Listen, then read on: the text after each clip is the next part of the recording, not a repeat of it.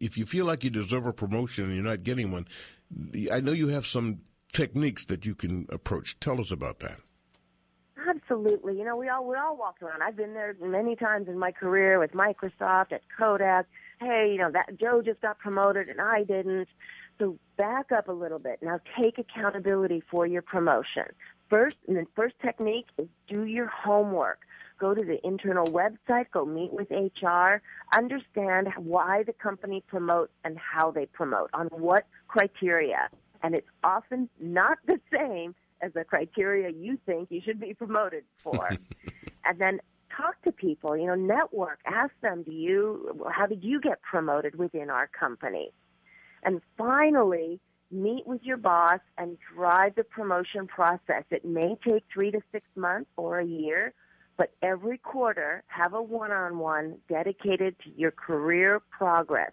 Don't talk about your tasks and who you called and what you did. Just talk about your career.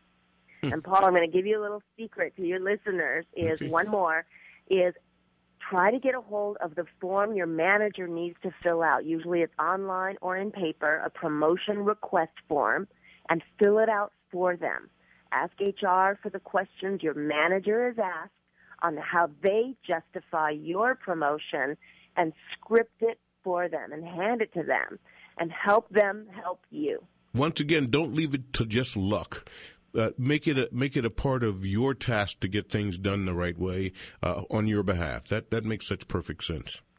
And if I can, go ahead. Can I leave one more? Is Please. Open to feedback. When you go for a promotion, you're going to get some feedback you're not going to like, and just take it as a gift. Don't get defensive, and just take the insights you're going to be given as to why you're not ready for promotion now.